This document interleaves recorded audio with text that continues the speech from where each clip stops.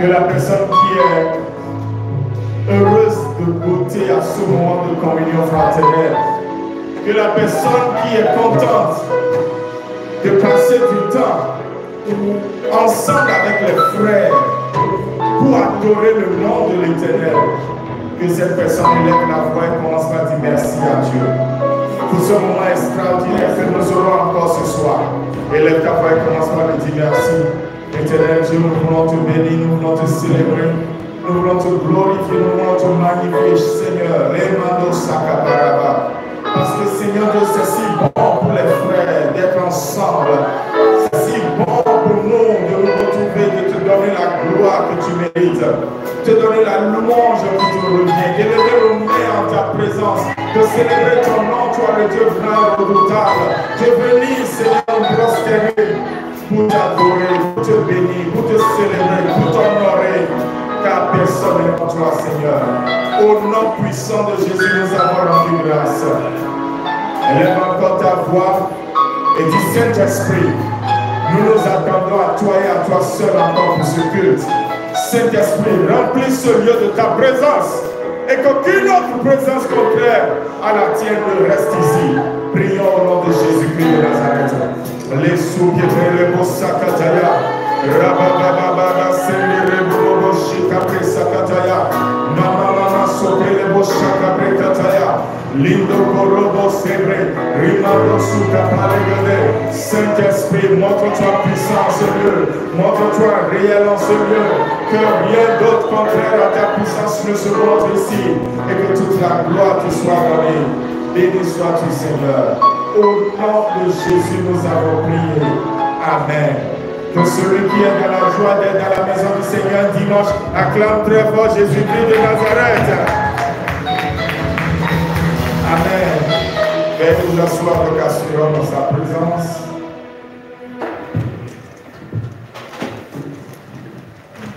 Salue ton voisin, ta voisine, dis-lui tu es béni d'être dans la maison du Seigneur.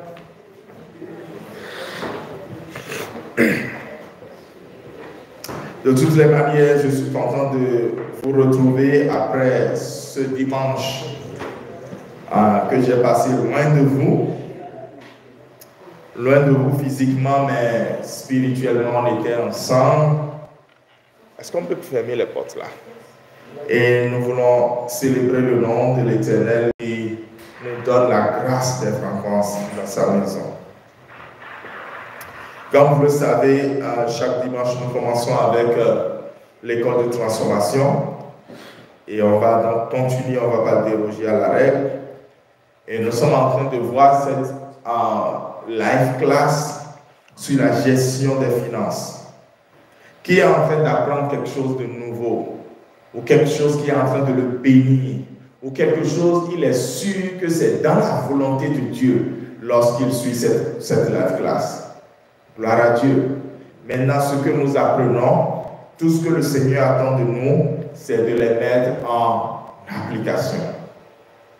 L'un des versets bibliques que j'ai appris facilement, parce que dans l'église locale où j'étais chrétien, tout le monde citait ce verset biblique, mais en fondé, c'était « Si c'est Ovo, dit Ovo, à Davo. » Mais ici, Boblo de dire, ça veut dire, pour ceux qui ne comprennent pas fond, heureux celui qui a entendu et qui a mis en application. Parce qu'en fait, que celui qui est prêché ou celui qui est écouté, ça ne veut rien dire. Mais celui qui bénéficie de ce qui est dit, c'est celui qui prend et qui met en application. Moi qui prêche, si je ne mets pas en application, je n'ai rien fait. Vous qui écoutez, si vous ne mettez pas en application, vous n'avez rien fait. Donc c'est vraiment important. Et on est en train d'évoluer, on est un peu en retard, mais le plus important n'est pas de finir, le plus important est de faire ce que nous pouvons faire. Et donc, nous avons vu comment Dieu peut nous ouvrir des portes pour avoir plusieurs revenus. Et ma prière, chaque fois que je prie pour vous, c'est que cela arrive. Amen. Que nous ayons des sources de revenus très diversifiées. Et nous avons vu aussi comment il faut bien dépenser. Le principe OBD. D'accord? Et nous avons vu donc les besoins, ce que ça veut dire. Nous avons vu aussi les désirs, ce que ça veut dire. Voilà, tu peux rester là. Les désirs, selon le principe OBD, ce n'est pas j'ai envie de m'acheter une nouvelle chemise, non. Et ce qui est totalement normal. Ce n'est pas je veux acheter une nouvelle voiture, ce qui peut être totalement normal. Ce n'est pas je vais aller manger au dehors, ce qui peut être totalement normal. Ce n'est pas ça les désirs. Les désirs, c'est les choses dont vous n'avez pas besoin au moment où les choses là vous disent viens me chercher, viens me chercher. Vous n'en avez pas besoin. Mais cela met une pression sur vous comme si vous ne les achetez pas maintenant là, c'est comme si vous allez mourir. Mais ce n'est pas vrai. Et les désirs se comportent exactement comme ça dans notre vie. Et laissez-moi vous dire que les désirs sont les choses qui nous empêchent d'accomplir notre destinée. Les désirs dont nous parlons ici, ce n'est pas ce que le verset 4 de Psaume 37 a dit, que si nous faisons de l'Éternel notre délice, il nous donnera ce que notre cœur désire. Non, ce n'est pas ça. Les désirs ici, c'est vraiment les choses dont on n'a pas besoin. Mais pourquoi est-ce que parfois nous achetons ces choses dont nous n'avons pas besoin? Nous achetons ces choses dont nous n'avons pas besoin parce que la plupart du temps, vous me suivez? La plupart du temps, nous ne savons même pas qui nous sommes. La plupart du temps, nous voulons faire compétition avec quelqu'un d'autre. La plupart du temps, nous voulons juste que celui que nous disons que c'est notre ennemi soit fâché parce que nous possédons une chose. Je vous assure que tout ça, c'est vraiment de la futilité. Et c'est là où, en fait, il y a des choses qui nous prennent de l'argent alors que nous n'en avons vraiment pas besoin. Et nous dépensons vraiment beaucoup d'argent pour ces choses. Et nous les appelons les désirs. Et je rends grâce à Dieu pour le leader Freshno qui a développé tout ça le dimanche passé. Donc je ne traîne pas là-dessus. Aujourd'hui, nous allons voir un autre point qui est dans notre contenu, s'endetter un piège. C'est vrai qu'on en a déjà parlé, mais on ne l'a pas développé de façon structurée. On en avait parlé lorsqu'on parlait des 7 baby steps de Dave Ramsey. Maintenant, on veut en parler parce qu'il y a le point 5 ou le point 4 de notre contenu qui aborde ce thème. Quelqu'un peut me lire Proverbe 22, 7 qui est à l'écran. Proverbe 22, 7. Oui? Ou bien c'est petit? Next slide. Proverbe 22, verset 7. Yes. Le riche domine sur les pauvres et celui qui emprunte est l'esclave de celui qui prête. Oui, merci. Donc, on a vu tout le contexte. Et je veux juste prendre la dernière portion qui dit celui qui emprunte est l'esclave de celui qui lui a prêté. Dites-moi franchement, qui a envie d'être esclave ici? Et pourtant, l'endettement frénétique, sans contrôle, parce que nous vivons dans une société qui nous fait croire que c'est le seul moyen par lequel on peut réaliser des choses. Et je vous dis, c'est un mensonge. Cette manière de vivre aux États-Unis, c'est un piège. Et nous allons l'aborder.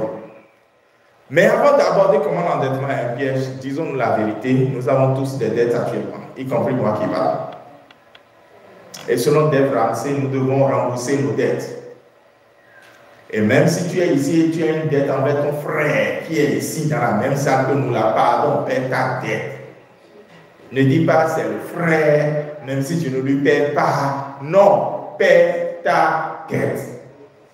Au moment où tu lui disais, passe-moi ça, tu ne lui as pas dit, donne-moi ça. Donc, paie ta dette. Je ne veux pas que tu dises à ton voisin, paie ta dette, parce qu'il se peut que le voisin soit celui à qui tu dois de l'argent et tu lui dis encore, paie ma dette. Donc, paie ta dette. Pourquoi? Parce qu'il y a un dicton célèbre qui dit quoi? Celui qui paie sa dette s'enrichit. Mais de quel? Pourquoi? Si vous vous souvenez de Baby Step 2, vous avez compris. Baby Step 2 montre comment, quand on paie sa dette là, on s'enrichit. Pourquoi? Parce qu'en fait, on économise des intérêts qu'on aurait pu payer sur des années parce qu'on a vite payé nos dettes en un peu de temps. Donc, c'est pourquoi payer sa dette est vraiment une source qui peut vous enrichir. On peut vous dire, vous devez payer la dette sur 10 ans, sur 2 ans, sur 30 ans. Mais si vous êtes sage, vous payez plus vite et vous vous enrichissez. Et le deuxième texte, c'est Psaume 37, verset 21, qui nous dit que le méchant emprunte et il ne rend pas. Je veux croire qu'il n'y a pas de méchant ici ce soir. Les gens de personnes qui disent « passe-moi », mais qui après ne remboursent pas. La Bible n'a pas peur de vous dire la vérité, parce que la Bible est le livre de la vérité. La Bible dit que vous êtes méchant. La seule personne qui emprunte et qui ne rembourse pas s'appelle méchant. Donc, si tu as des dettes, comme j'en ai, payons nos dettes. Débarrassons-nous de cet esclavage.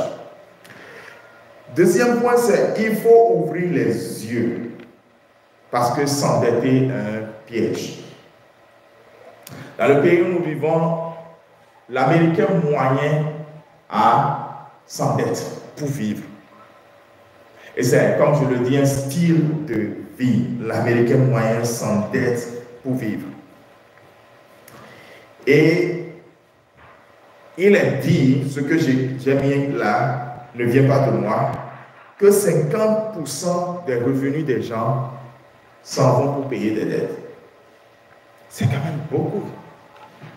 Là, tu travailles et la moitié de ce que tu gagnes, c'est pour payer la dette de la maison, du véhicule peut-être, etc., etc., etc. Du téléphone, parce qu'en fait tu en avais un, et dès qu'on a dit que iPhone 41 Pro Max est sorti, tu as trouvé que l'autre n'est plus utile et que tu dois avoir le nouveau, et tu t'es endetté pour l'avoir. On est prêt à te vendre tout à crédit. Même sur Amazon, quand tu choisis un petit quelque chose, on te dit qu'il y a la possibilité que tu paies ça pendant 12 mois. Même si la chose est 10 $, on te dit qu'on veut te faire payer ça sur 12 mois. Alors que tu as la possibilité de payer les 10 $ cash. On ne te montre pas que lorsque tu paieras sur 12 mois, tu aurais payé en fait, quel 12 seulement? Tu aurais payé parfois 3 fois. Et alors que comparativement dans 12 mois, si on appliquait le taux d'inflation ou le taux d'actualisation de l'argent que tu paies aujourd'hui, ça ne ferait pas ce montant. Parce que la vérité aussi c'est quoi? Si j'ai 1000 francs aujourd'hui, ça n'a pas la même valeur que 1000 francs dans un an. Ça c'est la vérité. 1000 francs aujourd'hui ne vaut pas 1000 francs dans un an. Cependant, quand on vous dit que quelque chose que vous devez acheter à 1000 francs aujourd'hui, que vous devez être en train de le payer jusque dans un an, si vous voyez ce que vous devez payer, ça ne vaut pas ce que 1000 francs auraient valu dans un an. Donc, c'est vraiment une mauvaise manière de vivre. Ce n'est pas une bonne gestion financière. Et ce qui frappe, c'est que dans l'hébreu, la langue dans laquelle on a écrit l'Ancien Testament, le mot endettement se dit nachak. Et ce mot exactement, mot pour mot, ce n'est pas, veut dire aussi, quand il est un verbe, mordre par un serpent, ou bien être mordu par un serpent. Donc l'endettement, c'est littéralement quand vous êtes mordu par un serpent. Littéralement, l'endettement, c'est quand vous êtes mordu par un serpent. C'est le même thème que dans Genèse chapitre 3, quand on a dit que le serpent a entraîné Ève dans l'erreur. Donc en fait, le serpent, c'est comme s'il a amené Ève à s'endetter. Le même mot. Dans l'endettement, c'est vraiment un problème. Alors, si l'endettement est un problème, comment est-ce que nous pouvons vivre dans une société qui nous fait croire que l'endettement est la solution? Next slide. Premièrement, nous devons nous repentir. Pour sortir de l'enfer du surendettement, nous devons nous repentir. Nous devons comprendre que toutes les dettes que nous contractons ne sont pas utiles. Il y en a d'autres, vous ne pouvez pas échapper. La plupart du temps, lorsque vous voulez acheter une maison, vous n'êtes pas capable de le payer cash, la plupart du temps. Ouais, d'accord, vous faites un emprunt, pas de problème. Mais comme Dave Ramsey l'a dit, faites tout pour payer vite cette maison et c'est vous qui gagnez. Mais si vous attendez en disant non, je dois payer la maison sur 30 ans, vous attendez les 30 ans, vous n'avez rien gagné. Parce que quand vous achetez une maison et que vous payez vite, vous venez de faire ce qu'on appelle un investissement. Vous avez gagné. C'est vous qui gagnez sur tous les points. Vous gagnez à ne pas payer des intérêts, mais vous gagnez aussi en possédant un bien dont la valeur se multiplie au fil des années. Donc vous gagnez toutes les fois où vous avez une maison que vous payez vite. Deuxièmement, il faut réfléchir. Et c'est à cause de réfléchir là que nous sommes en train de tenir le live class que nous avons maintenant. Il faut réfléchir pour se dire, comment est-ce que je vais faire pour sortir de ça? Quelles sont les connaissances dont j'ai besoin? Qu'est-ce que la Bible m'apprend? Qu'est-ce que de bons conseillers financiers peuvent m'apprendre? Moi, je ne suis pas un conseiller financier. Mais qu'est-ce que j'apprends au moins de cette live class qui peut m'aider? Et troisièmement, il faut prier et demander le secours de Dieu. Je vous assure tout. Les gens sont prêts à prier quand ils tombent malades. Les gens sont prêts à prier quand ils cherchent un enfant. Mais ils ne sont pas prêts à prier pour sortir de la dette. C'est comme si ça ne concerne pas Dieu. Qui vous dit ça? C'est aussi un sujet qui peut nécessiter que nous prions et que nous voyions la main de Dieu. Amen. Donc il faut prier et demander le secours d'en haut. Et maintenant, est-ce que si on ne prend pas, si on ne fait pas des emprunts, comment est-ce qu'on peut s'en sortir? Il y a des alternatives au crédit bancaire. Le premier, c'est déjà éviter les désirs. Donc les désirs selon le principe OBDR. Ce n'est pas les désirs, j'ai envie de quelque chose, ce qui est légitime, non. Les désirs OBD là, il faut dire, vous n'êtes pas dedans. D'accord? Savoir dire non aujourd'hui, c'est la capacité à pouvoir se dire oui pour beaucoup de choses demain. Je peux vous le garantir. Vous allez voir des personnes, la façon dont ils vivent, c'est vrai, peut-être qu'ils sont un peu âgés avant de vivre cela, mais quand même ils vivent sans stress. La façon dont ils vivent, vous le dites, oh, c'est tellement, c'est des héritiers, hein? Ou bien, oh, c'est tellement, il avait un travail qui lui donnait beaucoup d'argent, hein? C'est faux. C'est des gens qui ont simplement dit, pendant 15 ans de leur vie, d'accord, je vais vivre modestement, mais après, si vous les voyez vivre, waouh, ils vivent pleinement maintenant. Et la plupart d'entre vous, vous êtes très jeunes, tellement jeunes que dans 15 ans, dans ce qui vous pouvez être dans ce pays, c'est tout juste incroyable. Mais si vous ne prenez pas les bonnes décisions, donc, c'est ça. Deuxièmement, quand on n'a pas besoin de crédit, c'est juste que, bon, quelqu'un vous a laissé quelque chose. Ou, tout au moins, vous laissez quelque chose à vos enfants pour éviter à vos enfants de tomber dans le piège de l'endettement. Parce qu'à leur époque, ce qu'on fera encore pour qu'on s'endette plus là sera plus dangereux que ce qu'on fait aujourd'hui. Au moins aujourd'hui, on a la capacité d'analyser les choses. À leur époque, on ne leur donnera même pas le choix d'analyser. Parce que nos enfants leur cerveau n'est pas préparé à ça, mais leur doigt a déjà appris à scroller un écran et à voir des choses toutes les 30 secondes et à changer. 30 secondes, ça là, c'est pas bon. 30 secondes, ça là, c'est pas bon. Vous pensez qu'ils seront capables d'analyser, de décortiquer? Quand je vois comment nous on analysait il y a 20 ans et comment la génération alpha aujourd'hui n'est même pas capable d'analyser. On va le faire avaler des choses, comme l'expression en français le dit, on va le faire avaler des couleuvres. Dans parce qu'en fait, personne ne leur a appris à réfléchir. Donc en fait, pour éviter que vos enfants tombent dans ce piège, laissez-leur un héritage. Et c'est le but de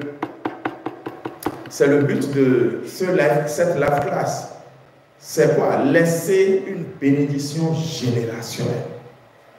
Une bénédiction qui coule même après nos enfants.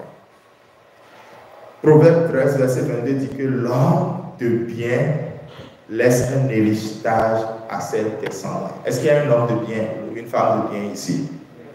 Amen. Qu'il en soit ainsi. Et next slide. Fini. La dernière alternative, c'est le prêt sans intérêt. Et avec ça, nous allons prier. Non, ce n'est même pas ça. J'ai une quatrième alternative, s'il vous plaît.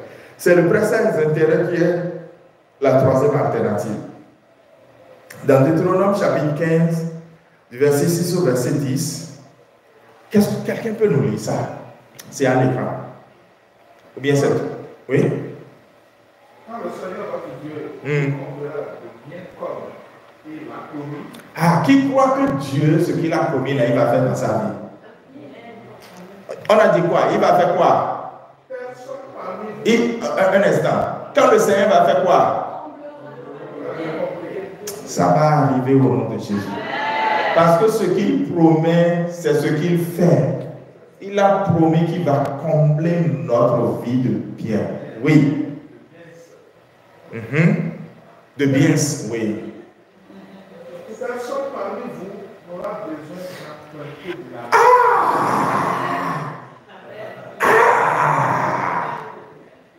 On peut en arriver à des moments où on ne va plus faire quoi? Emprunter. Est-ce que quelqu'un croit en cela ici? Lisez la Bible, hein? Parce que c'est quand vous lisez ça que vous y croyez et vous attendez à son accomplissement dans votre vie. Continuez. Au contraire, c'est vous qui empruntez. Donc c'est ce passage, j'ai mis ça dans la version Semeur pour que ce soit digeste pour tout le monde. C'est là où il est dit, dans le Pentateuque, dans les 5 premiers livres de la Bible, vous n'emprunterez pas, mais vous allez faire quoi? Vous allez prêter, et même prêter à des nations. Amen. Oui? S'il se trouve tout de même un pauvre parmi vos compatriotes. C'est là où j'aime la Bible. La Bible dit, c'est vrai que tout le monde ne va pas atteindre le niveau de prospérité au même niveau. Mais parmi vous, mes enfants, là, donc, il parle de nous, les chrétiens aujourd'hui, parmi vous, s'il y a quelqu'un qui n'a pas encore atteint ce niveau de prospérité là, vous ne lui fermerez pas votre cœur en vous refusant un prêt. Ne laissez pas celui-là devenir esclave de ceux qui veulent le garder par l'emprunt. C'est vous qui allez lui faire des prêts sans intérêt. Parce que c'est votre frère. Mais on a commencé en disant quoi? Si on t'emprunte là, il faut rendre. Il faut rendre. Ok, continuons. Au contraire, vous lui prêterez généreusement ce dont il a besoin. À cause de cette générosité, le Seigneur votre Dieu bénira.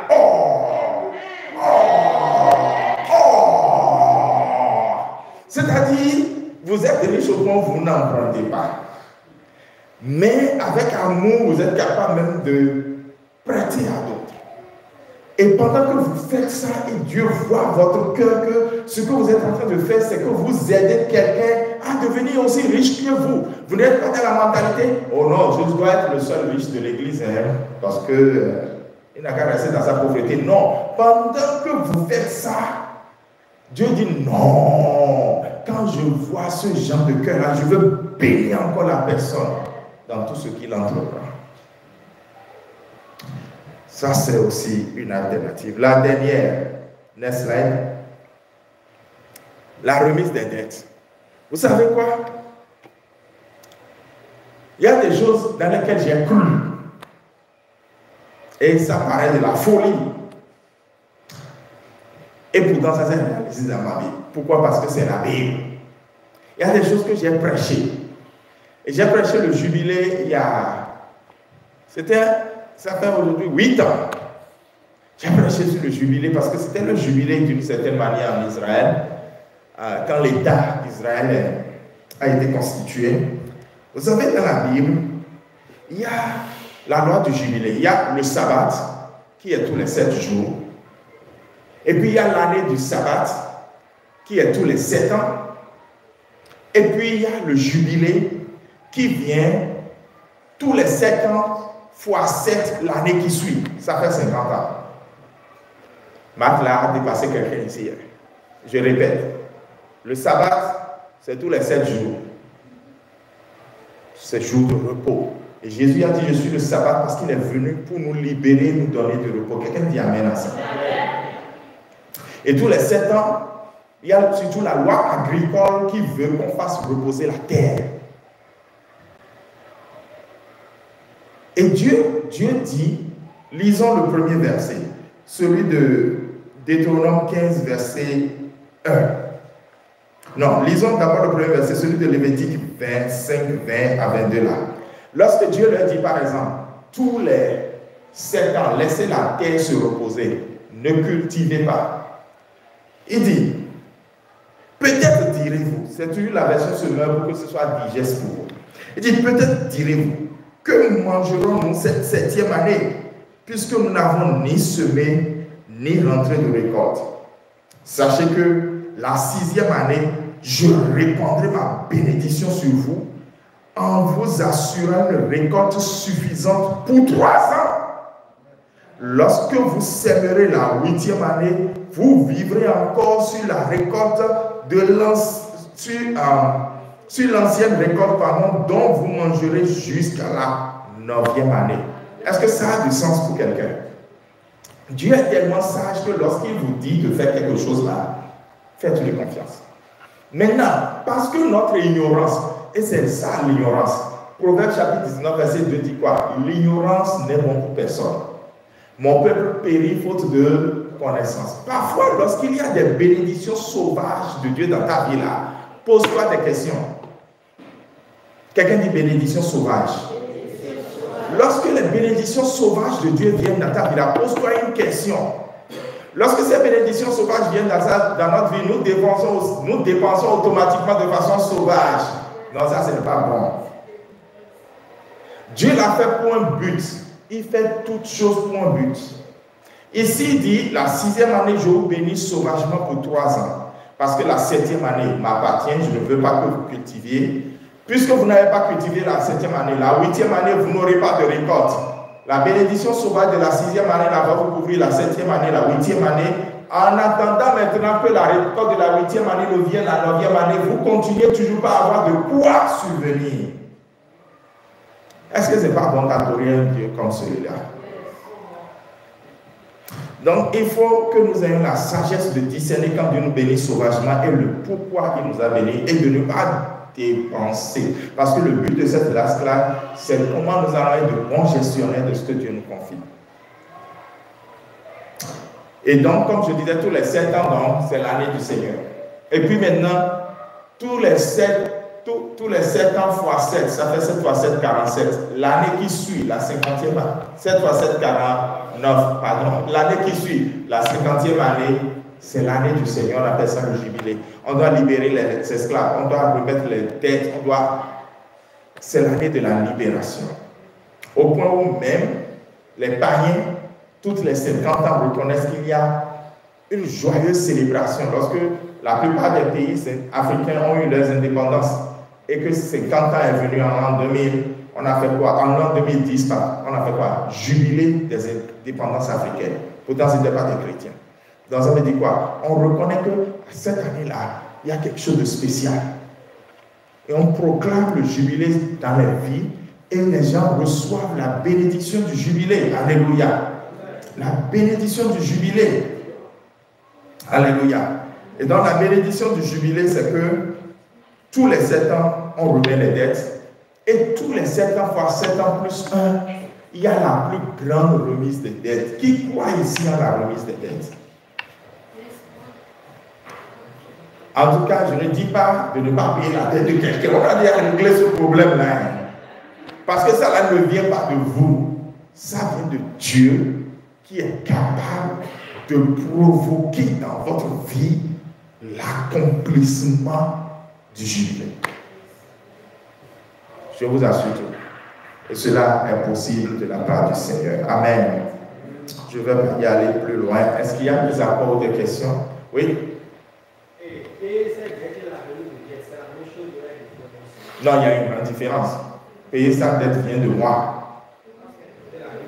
La remise de dette ne vient pas de moi, ça vient de Dieu. Je crois en cela et Dieu l'occasionne.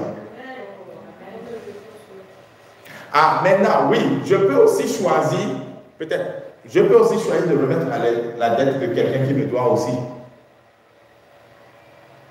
Oui, si Dieu me met à cœur de remettre la dette de quelqu'un qui me doit, oui, ça aussi c'est possible. Ouais. On n'a même pas le choix parfois. Parce que déjà, si tu continues de croire qu'ils te doivent de l'argent, tu risques de te rendre malade toi-même. Ouais. Je pense qu'on l'a tous fait. À force de croire que ceux-là te doivent de l'argent, c'est toi qui te fais du mal finalement. Donc, à un moment donné, il faut arriver à faire une remise de dette. Et quand on le fait, Dieu bénit. Ne croyez pas que vous avez perdu. C'est vrai qu'eux, ils ont cru peut-être qu'ils ont été plus malins que vous. Mais vous, votre Dieu vous bénira. Amen. Ok, donc on va prier. Est-ce que quelqu'un peut se tenir debout pour qu'on prie ensemble? Le mois de novembre, c'est le mois de la libération. Je suis affranchi. Et dans Marc 14, versets 23 et 24, on nous parle d'une alliance. Jésus a fait une alliance. Vous savez que il faut faire attention aux alliances. Et surtout à tout ce qui concerne le sang. Alliance avec le sang là. Il ne faut jamais s'amuser à faire alliance de sang avec quelqu'un d'humain. Jamais. Parce que c'est les alliances les plus fortes. C'est les alliances les plus têtues. Et les plus difficiles à briser. Et lorsque Jésus a voulu faire une alliance avec nous, il n'a pas trouvé mieux que son sang pour faire alliance avec nous. C'est comme si Jésus est ici maintenant et à table il dit à ses disciples, et à buvez mon sang. Je lui dis, ne faites jamais ça avec quelqu'un. Il dit, bois mon sang. Vous savez, avant, quand les gens voulaient se promettre fidélité, alors que tu ne connais pas demain, l'un coupe son doigt, l'autre coupe son doigt, ils disent qu'on va coller ça. Il ne faut jamais faire ça. Mais Jésus dit, prends cette coupe-là. Il dit, il prit ensuite une coupe et après avoir rendu grâce, il la leur donna et ils en burent tous. Et il leur dit, ceci est mon sang, le sang de l'alliance qui est répandu pour plusieurs. Je veux que tu commences par dire, mon Rédempteur Jésus, je veux te dire merci pour l'alliance en ton sang qui me délivre de toute captivité. C'est l'alliance la plus bonne au monde et c'est l'alliance la plus puissante au monde. C'est l'alliance dans le sang de Jésus. Commence par me dire merci pour cela ce soir. Prie, élève ta voix et commence par dire merci à l'Éternel pour son alliance. Oh Seigneur Jésus, merci. Merci pour cette alliance merveilleuse en ton sang. Merci Jésus. Tu me garantis de l'espérance. Parce que j'ai une alliance en ton sang, tu me garantis la vie. Parce que j'ai une alliance en ton sang, tu me garantis la protection. Parce que j'ai une alliance en ton sang, tu me garantis la délivrance. Parce que j'ai une alliance en ton sang. C'est l'alliance la plus puissante. C'est une alliance éternelle. C'est une alliance forte. C'est une alliance qui a une voix qui est au-dessus de toute autre voix. C'est une alliance qui est puissante et qui dépasse toute autre puissance. Nous voulons te dire merci Jésus, que toute la gloire te soit donnée, honneur, louange te soit donnée, d'avoir conclu cette alliance avec moi. Au nom de Jésus, nous avons prié. Tu vas prier maintenant pour dire, oh Seigneur, je me répands et je renonce au nom de Jésus à toute alliance maléfique que mes parents ont contractée et qui est encore active sur ma vie. Que l'alliance en Jésus les désactive maintenant au nom de Jésus. Prie au nom de Jésus-Christ de Nazareth. Parce qu'il y a une alliance qui est plus grande que l'alliance qui court dans ta famille. Il y a une alliance qui est plus puissante que l'alliance qui court dans ta maison. Il y a une alliance qui est plus forte que l'alliance qui court au-dessus de ta destinée et qui n'est pas bénéfique. C'est l'alliance dans le sang de Jésus. Et l'alliance dans le sang de Jésus est en train de désactiver toute autre alliance ici ce soir. Toute autre alliance, je déclare, toute autre alliance, aucune autre alliance ne doit rester. L'alliance dans le sang de Jésus est puissante. L'alliance dans le sang de Jésus est puissante. L'alliance dans le sang de Jésus est puissante pour désactiver toute autre alliance. L'alliance qui fait qu'on meurt tôt. L'alliance qui fait qu'on ne prospère pas, même en vivant aux États-Unis. L'alliance qui fait qu'on cherche d'enfants, on n'en trouve pas. L'alliance qui fait courir une maladie dans la famille. L'alliance qui fait que tel type d'enfant, peut-être les premiers-nés, peut-être les benjamins, doit partir. L'alliance qui fait que ceci arrive, cela arrive. L'alliance dans le sang de Jésus est en train de les désactiver. L'alliance dans le sang de Jésus est en train de les désactiver. Pendant que toi tu renonces, pendant que toi tu dis je me répands, même si ce n'est pas toi qui l'as fait, ça court dans ta famille. Et tu invoques l'alliance dans le sang de Jésus pour désactiver cela, pour annuler cela, pour désactiver cela, pour annuler cela, pour annuler cela, pour annuler cela, pour annuler cela, pour annuler cela, pour annuler cela. Dans le nom de Jésus, par l'alliance, dans le sang de Jésus, je suis libéré. Amen. Tu vas prier, tu vas dire que toute alliance maléfique contre mon mariage et mes finances, on vient de parler des finances, soit brisée et annulée par l'alliance dans le sang de Jésus. Et il y a pris maintenant au nom de Jésus-Christ de Nazareth. Car il y a maintenant le sang qui coule maintenant au-dessus de ton mariage. Le sang de Jésus qui coule maintenant au-dessus de tes finances. Oh manda broseke le bobo shipa le de bosakata ya barababa. Rien que le sang de Jésus, rien que le sang de Jésus, rien que le sang de Jésus, plaide le sang de la nouvelle alliance au-dessus de ta maison, plaide le sang de la nouvelle alliance au-dessus de tes finances, plaide le sang de la nouvelle alliance au-dessus de ta vie, plaide le sang de la délivrance au-dessus de toi. Parce que le sang est actif et il est puissant pour agir encore aujourd'hui, pour agir encore maintenant, pour agir et délivrer encore maintenant, au nom puissant de Jésus. Par le sang, quelque chose se passe dans ta vie. Par le sang de Jésus, quelque chose se passe dans ta vie. Par le sang de Jésus, quelque chose se passe dans ta vie. Au nom de Jésus, nous avons prié. Tu vas prier encore pour déclarer. Par le sang de Jésus, je fais taire toute voix de sacrifice où un sang d'animaux a été versé. Toute voix sur n'importe quel autel qui parle au nom de ma maison. La Bible déclare que le sang de Jésus parle mieux que le sang d'Abel. Tu vas prier que le sang de Jésus fasse taire toutes ces voix de sacrifice au nom puissant de Jésus.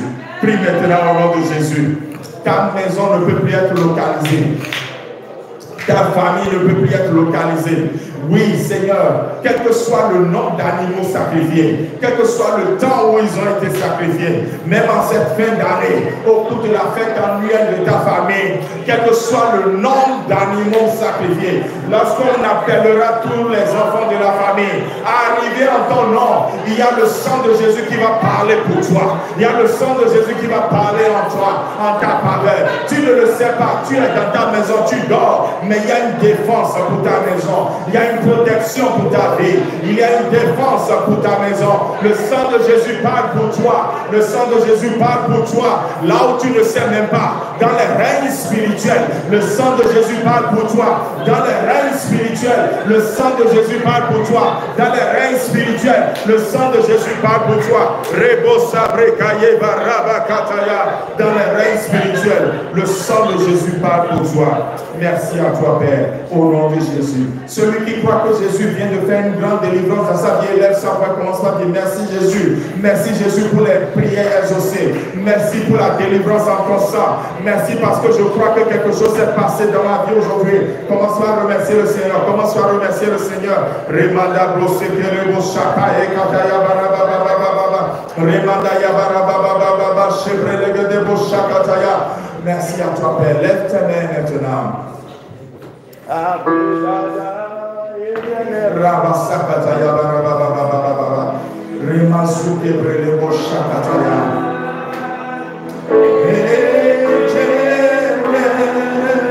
Lève tes mains.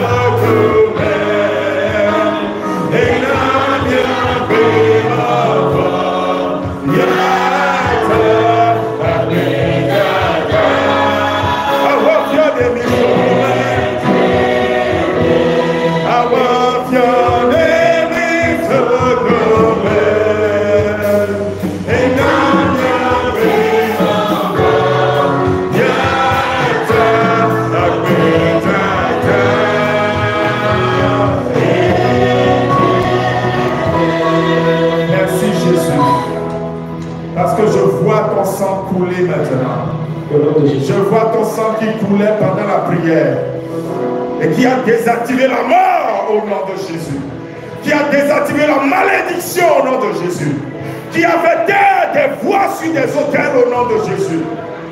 Merci d'être le Dieu qui enlève de la mort pour la vie, qui fait transférer, qui fait transporter du royaume des ténèbres pour le royaume de lumière de ton Fils bien-aimé. Merci pour ce déménagement spirituel. Merci pour ce déménagement spirituel qui a eu lieu ce soir. Car lorsque le Fils s'affranchit, l'on est réellement libre. Que toute la louange te soit donnée, qu'elle n'étraille jamais pour la libération et la délivrance. Et le peuple de Dieu dit Amen. Acclame très fort le Seigneur. Prépare ta dîme, tes offrandes, nous allons donner au Seigneur avec joie. Amen. Amen. Amen. Amen. Que le peuple de Dieu réponde Amen à la vivacité. Amen. Amen. Amen. Amen. Amen. Acclamons pour le roi des rois. Acclamons pour le roi des rois. C'est pas pour nous. C'est pour le roi des rois. Acclamons pour le roi des rois. Le Seigneur des seigneurs. L'enfant de l'État. Celui qui était avant que nous soyons. Celui qui a voulu que nous soyons ici en ce lieu. C'est lui qui nous a donné le sud de vie. C'est lui qui nous a amené ici. Qui va venir sur votre propre. Et si tu ne t'accompagnes pas avec toi, moi je l'acclamerai toujours. Acclamons le roi des rois. Acclamons le roi des rois. Alléluia. Je parlerai de ta beauté, ta fidélité. Je dirai toi, ce que tu as fait pour moi. Je proclamerai la gloire de ton nom. Je parlerai de ta beauté, ta fidélité. Je dirai toi, ce que tu as fait pour moi.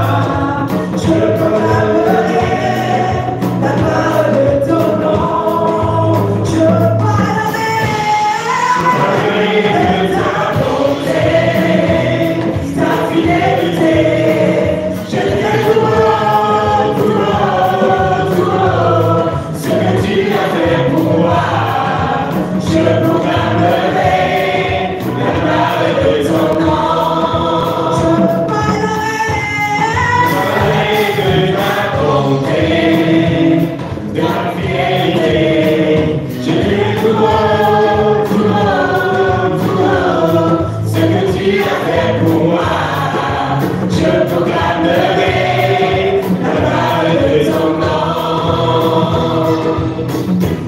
Tu m'avais dit de compter sur ta bonté, mon Dieu, je n'ai pas hésité. Mais toi tu m'as montré ta fidélité, mon papa, comment tu m'as étonné. Tu m'avais dit de compter sur ta bonté, mon Dieu, je n'ai pas hésité. Mais toi tu m'as montré ta fidélité, mon Dieu, vraiment tu m'as étonné. Je parlerai de ta fidélité, je dirai tout haut, tout haut, tout haut, ce que tu as fait pour moi. Je proclamerai la gloire de ton nom. Je parlerai de ta bonté, ta fidélité. Je dirai tout haut, tout haut, tout haut, ce que tu as fait pour moi. Je proclamerai la gloire de ton nom. Alléluia. Amen, amen, amen, alléluia.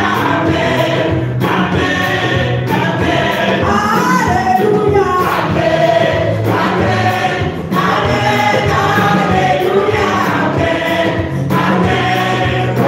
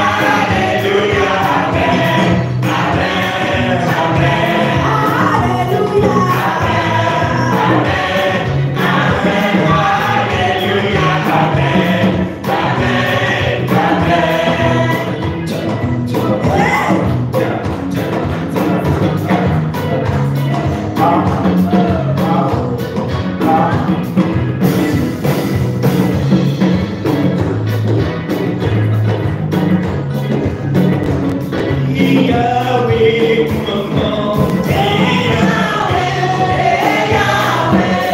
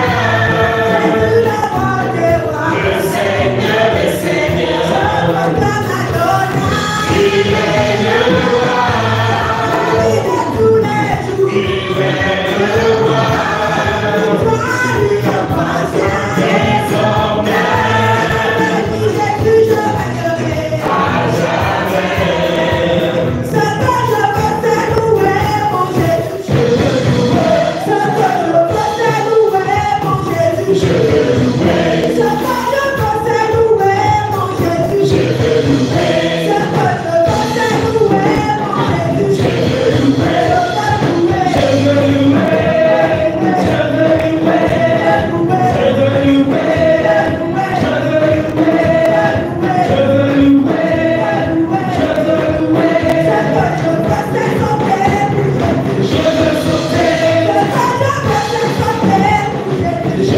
sauter.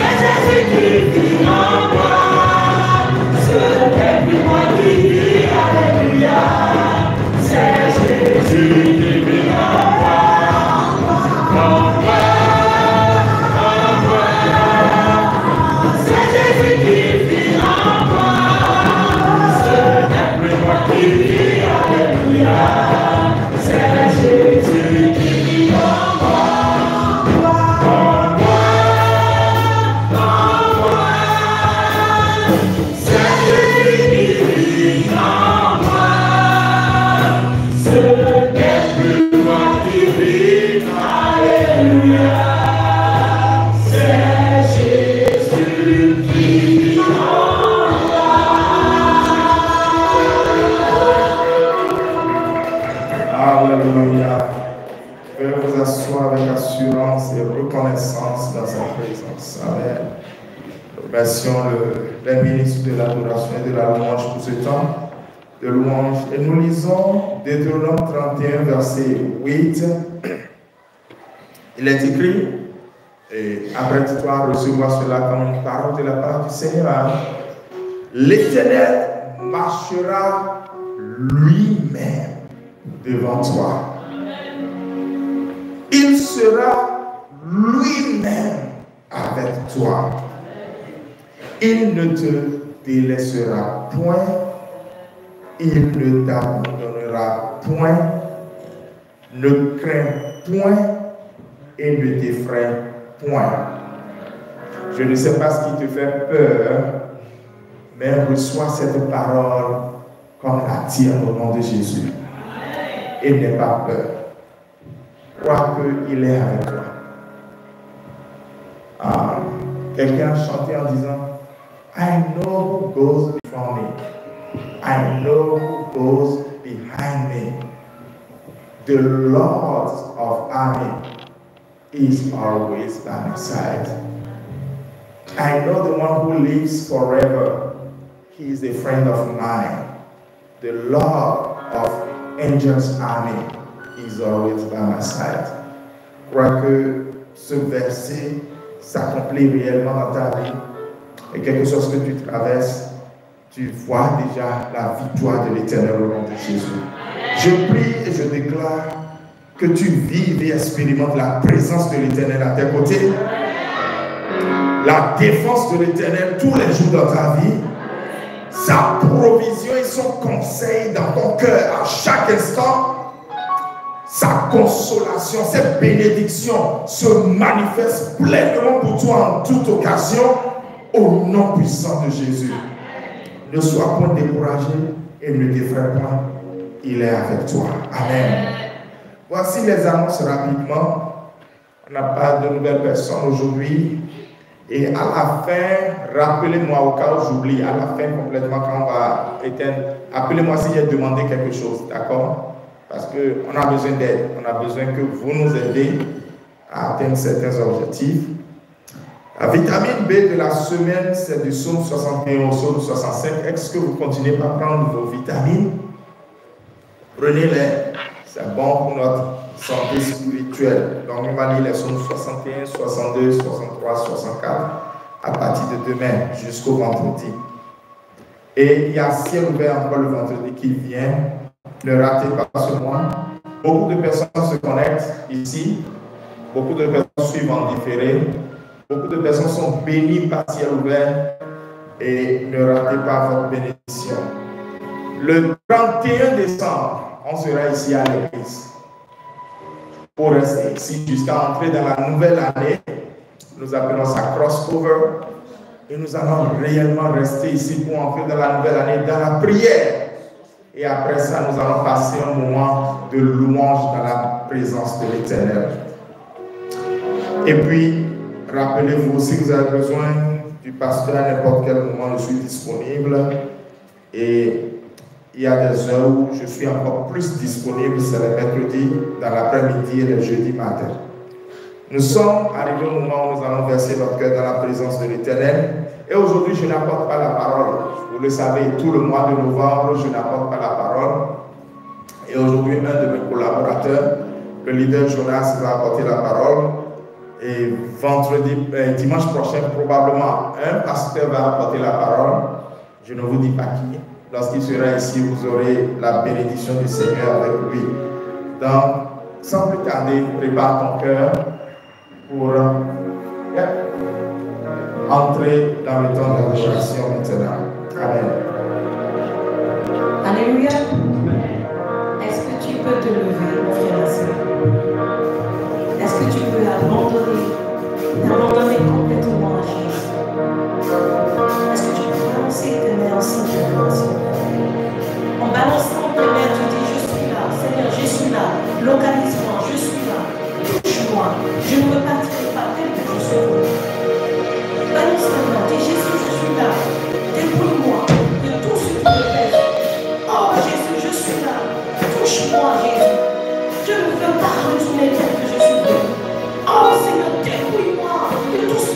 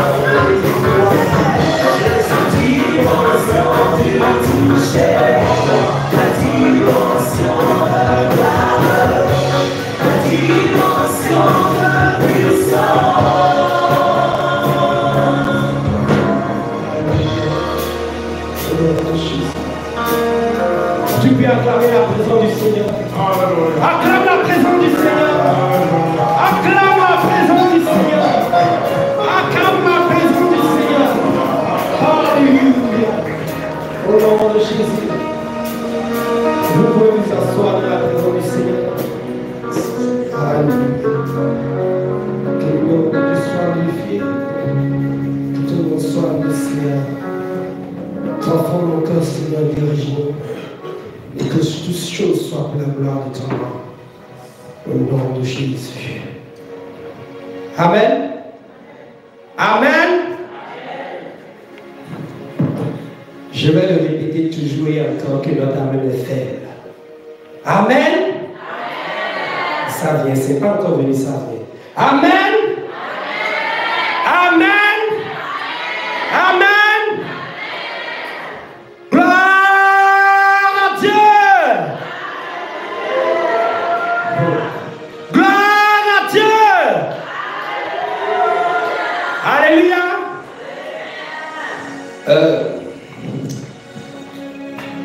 Lorsque le pasteur a annoncé que je devais passer, j'avoue, ce n'est pas une tâche facile et je n'aime pas particulièrement.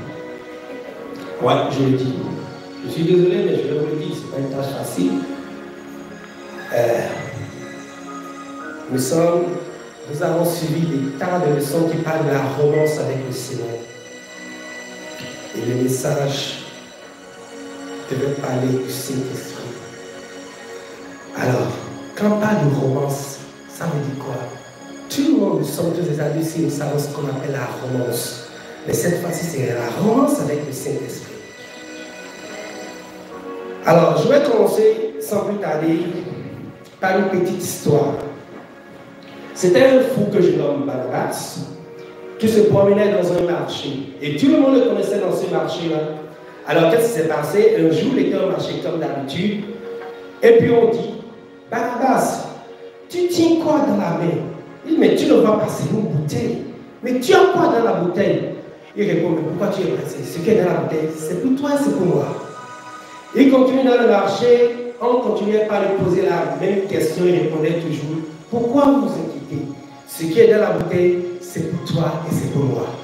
Arrivé au bon milieu du marché, qu'est-ce qu'il fait? Il casse la boutique et c'était Isabelle qui était dedans. Alors tout le monde prend la tangente et dit, mais c'est quoi? Et pourtant vous prenez tous du miel. Pourquoi avez-vous peur d'Isabelle? Je vous l'ai dit, ce qui est dedans, c'est pour toi et c'est pour moi. Alors la parole d'aujourd'hui, c'est pour toi, c'est pour moi. Et personne ne fuira parce qu'elle a transformé les vies. Alléluia. Que le nom de Dieu soit glorifié. J'aurais besoin de quelques lecteurs, s'il vous plaît. Nous allons commencer. Premièrement, par lire un certain nombre de versets. Vous allez préparer Actes 1, verset 8.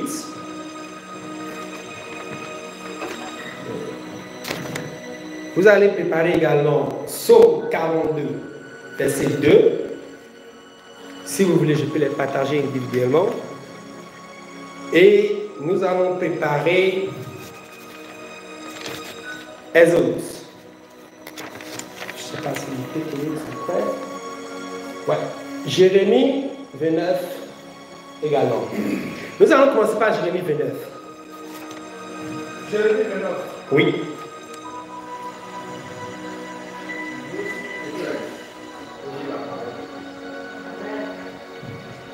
Vous m'invoquerez et vous partirez, vous me prierez et je vous annoncerai. Vous me chercherez et vous me trouverez. Si vous me cherchez de tout votre cœur. Si vous me cherchez de tout votre cœur. Nous allons lire également Psaume 42, verset 2. Je peux avoir les pères, s'il vous plaît. Psaume 42, verset 2.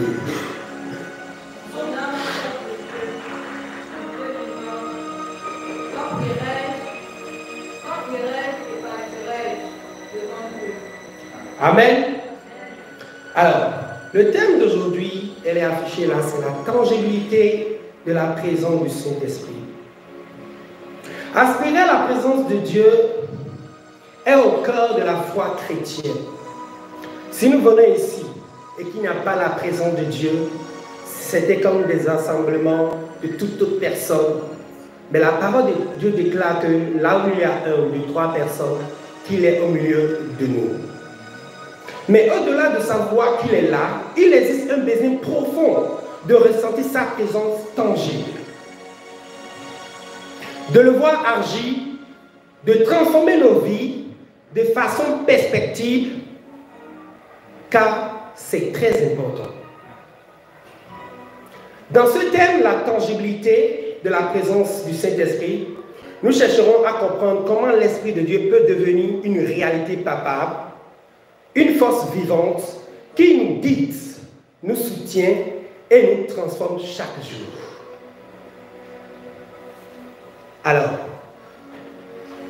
quand on parle de la présence de Dieu, de la tangibilité de la présence de Dieu, ça veut dire quoi? Quand on dit que quelque chose est tangible, c'est que la chose est réelle. Elle n'est pas abstraite. Alors, qui croit que le Saint-Esprit est réel parmi nous? Alors, si vous croyez que le Saint-Esprit est réel parmi nous, nous devons avoir une réelle soif.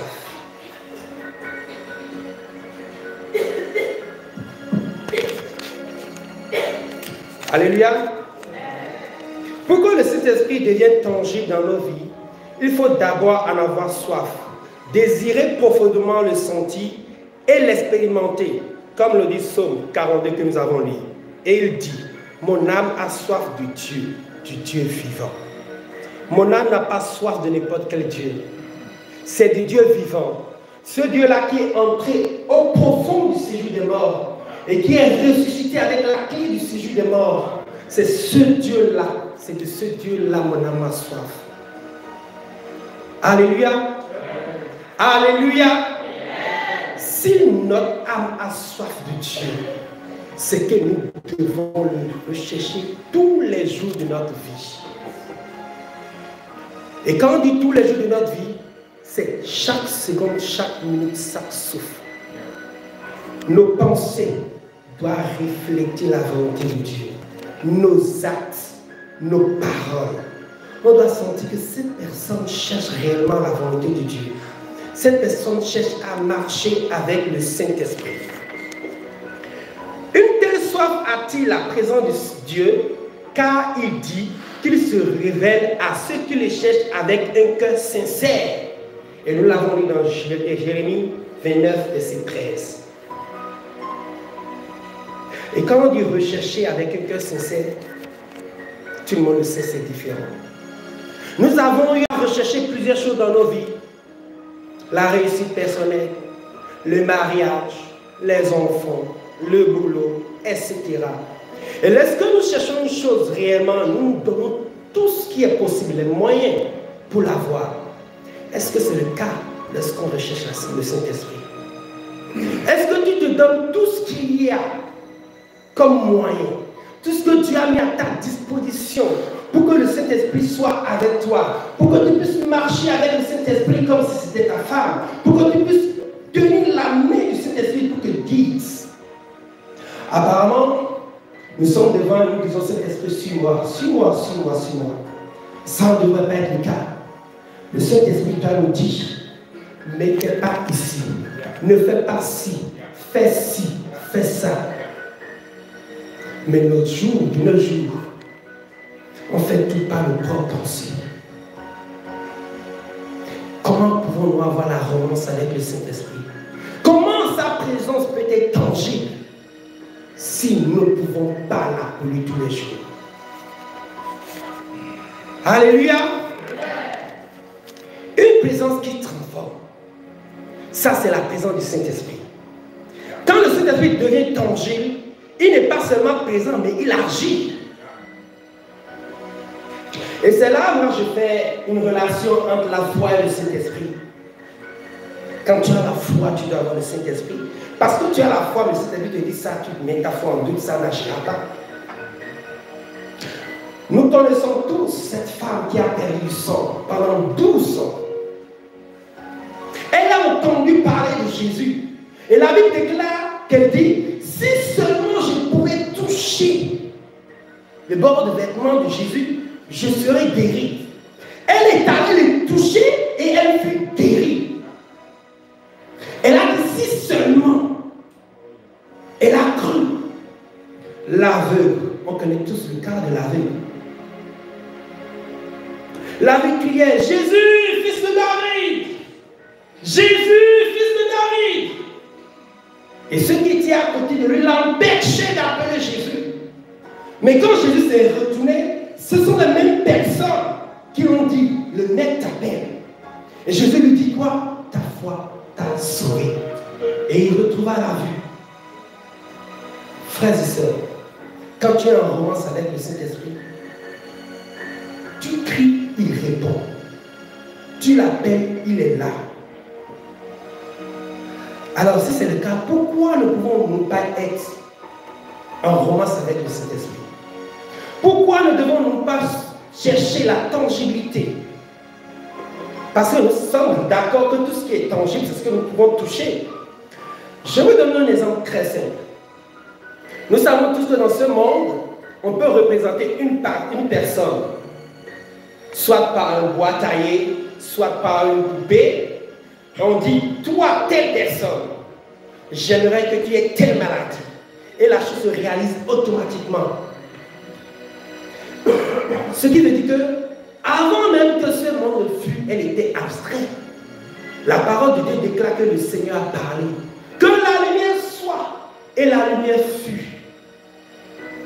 Si vous ne désirez pas le Saint-Esprit, vous ne la verrez jamais.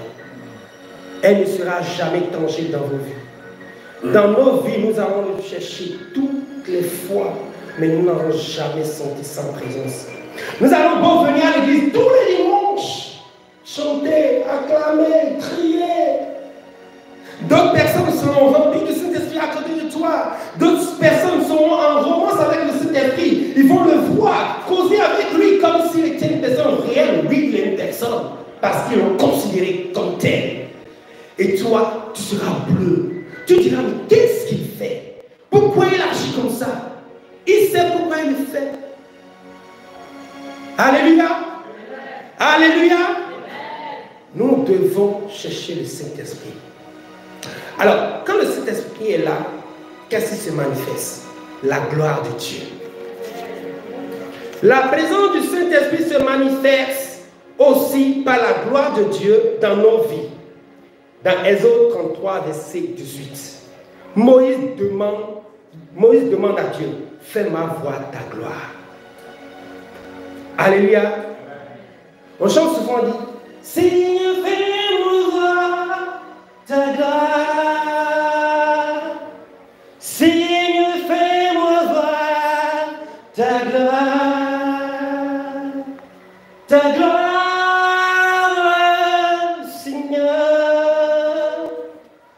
Seigneur, fais-moi voir ta gloire. Quand tu chantes le chant, tu le chantes comment? Tu le chantes avec nonchalance? Ou bien avec sincérité? Ou bien tu le chantes parce que tout le monde le chante? La présence de Dieu, si chacun le désire, il l'aura. Si tu désires la présence de Dieu, tu auras la présence de Dieu. Si tu veux que le Saint-Esprit soit avec toi tous les jours de ta vie, il le saura. Il ne te laissera pas orphelin. Il dit, je m'en vais auprès du Père et je vous enverrai le Saint-Esprit. Il l'a fait déjà. Alors, pourquoi vous ne le cherchez pas? Pourquoi nous ne le cherchons pas? Si tu as besoin de te marier, tu pries, Dieu t'oriente et tu restes là sans rien dire. Tu vas beau voir ta femme défiler sur tes yeux, tu ne te marieras pas. Parlez, dites Saint-Esprit, j'ai besoin de toi. Saint-Esprit, j'arrive pas à pardonner, il t'aidera à pardonner. Saint-Esprit, je suis pauvre, mais ta parole déclare que l'or et l'argent t'appartiennent. Il t'ouvrira les portes de bénédiction et tu seras riche.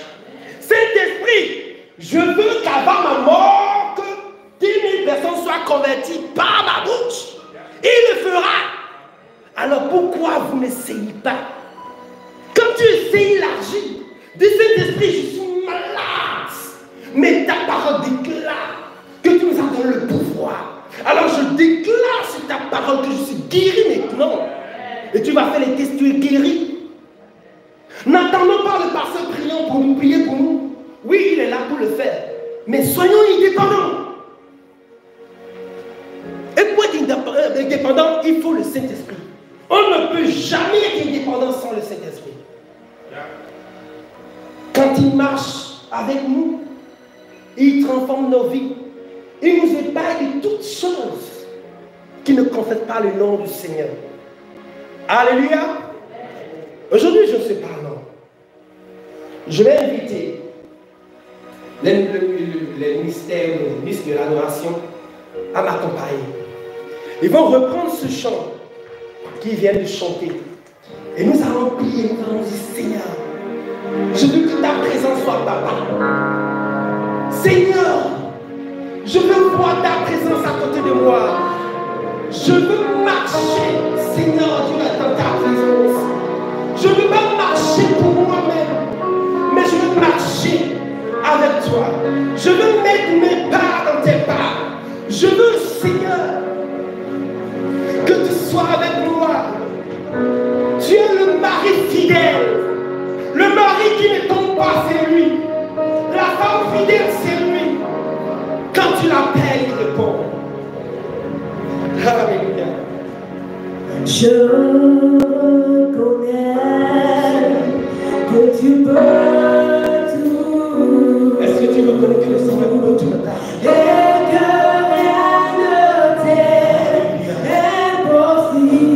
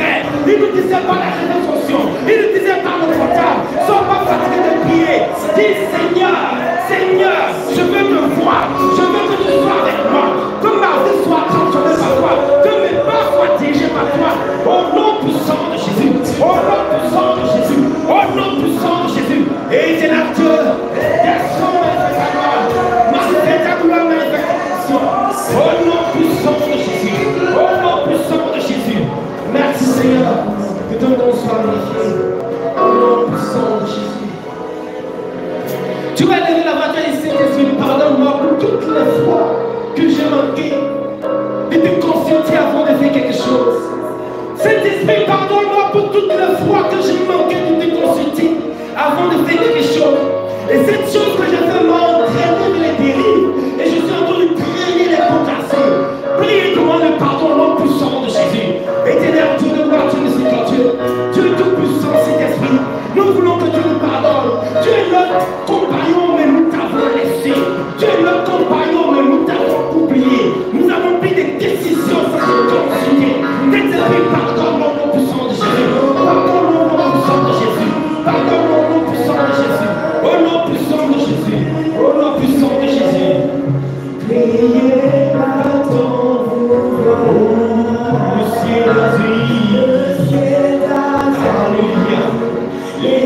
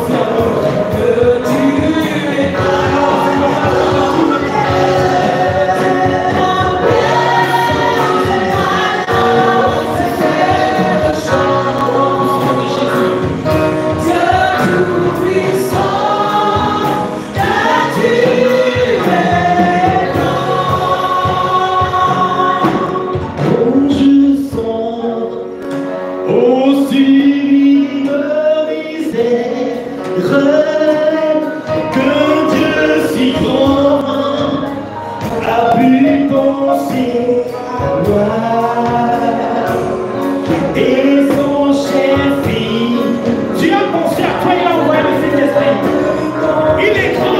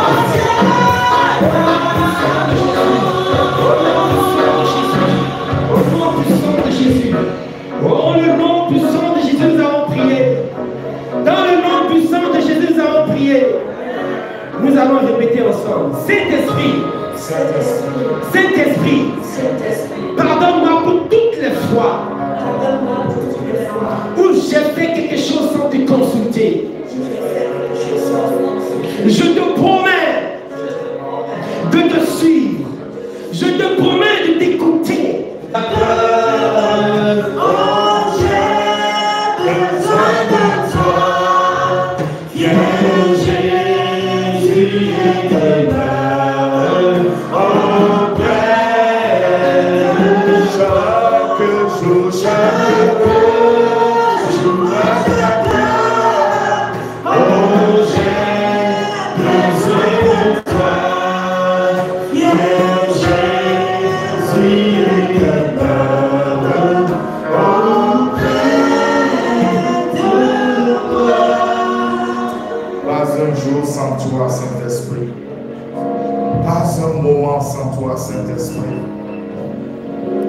vivre par ta présence. Vivre en ta présence. Vivre ce que tu fais et qui est manifeste. Vivre ta touche. Vivre ta voix. Vivre ta direction, Saint-Esprit. C'est ce dont nous avons besoin. Glorifie ton Seigneur pour cette assemblée. Pendant que nous nous attendons à toi encore dans la semaine qui vient, Saint-Esprit, que nul ne te cherche en vain. Nous te cherchons, nous te trouvons. Nous te cherchons, nous marchons avec toi. Nous te cherchons, nous vivons les transformations profondes et réelles que tu occasionnes. Saint-Esprit, au cours de cette semaine, permet que nous soyons encore les témoins réels de ce que le spirituel agit encore dans le physique. Et que le règne de Dieu se manifeste sur la terre, dans nos vies et par nos vies au nom de Jésus. Que des maladies soient guéries, que des vies soient transformées, que l'évangile avance encore, que des portes s'ouvrent au nom de Jésus, que la voix du ciel soit entendue sur la terre. Au cours de cette semaine encore, chaque jour, que le bonheur et la grâce soient les compagnons divins de notre vie. Conduis-nous, conduis nos enfants, garde nos maisons. Nous te faisons confiance. Et cette confiance ne sera jamais possible. Que toute la louange te soit donnée, que toute la gloire te soit donnée. Au nom de Jésus, nous avons prié. Et un adorateur dit Amen. Amen. Que la grâce de Dieu, le Père, l'amour du Fils et la communion du Saint-Esprit demeure avec chacun.